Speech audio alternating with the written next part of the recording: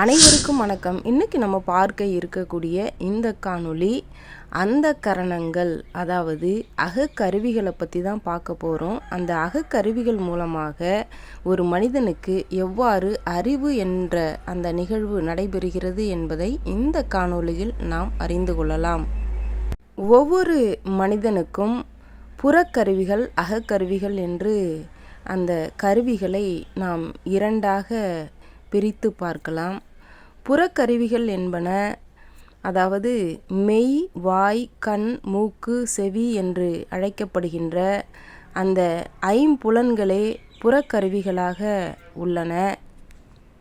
அந்த புறக்கருவிகள் மூலமாக பெறப்பட்ட செய்திகளை உள்வாங்கி அறிவாக நிகழ்த்தி காட்டுவதற்குரிய அகக்கருவிகளாக அந்த கரணங்கள் உள்ளன. அதாவது மனம், புத்தி, சித்தம், அகங்காரம் என்று சொல்லக்கூடிய இந்த நான்கும் அந்த கரணங்கள் என்று அழைக்கப்படுகின்றன. அந்த கரணங்களுள் முதலாவதாக இருப்பது மனம். மனம் என்பது நினைத்தற் கருவியாகும். அதாவது கண் முதலிய பொறிகள் கண்டவற்றை நினைவில் கொள்ளும். அவ்வாறு கண்ட பொருள்களை பற்றிய ஐயத்தையும் மனமானது கொள்கிறது. அதற்கு அடுத்தபடியாக இருப்பது சித்தம். சித்தம் என்பது குணத்தத்துவம் என்றும் அழைக்கப்படுகிறது. அதாவது மனிதனுக்கு உரிய 3 குணங்களான சாத்வீகம், ராட்சசம், தாமசம் என்று சொல்லக்கூடிய அந்த 3 குணங்களுடைய தொகுப்பாக இந்த சித்தம் இருக்கின்றது. இந்த சித்தமானது சிந்திக்கக்கூடிய செயலை செய்கிறது. அதற்கு அடுத்தபடியாக புத்தி என்ற கருவி உள்ளது. இந்த புத்தி என்ற கருவியானது ஒரு ஆன்மா ஐயுற்ற ஒன்றை இன்னதே என்று திட்டமாக கூறக்கூடிய ஒரு கருவி.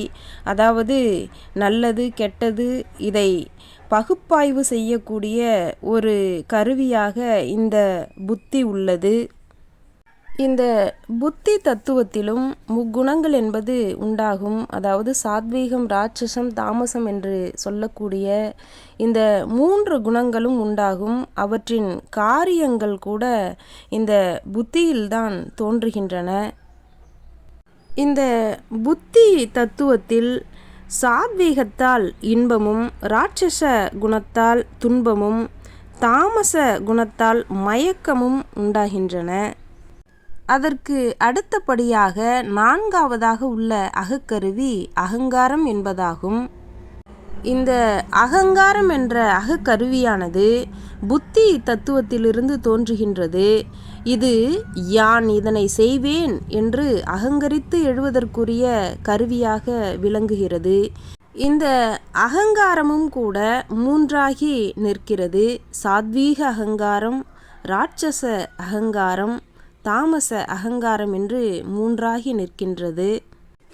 அகக்கருவிகள் என்று சொல்லக்கூடிய இந்த 4 கருவிகளுள் அகங்காரம் என்பது முடிவை சொல்லக்கூடியதாக, முடிவினை தீர்மானிக்கக்கூடியதாக இருக்கின்றது.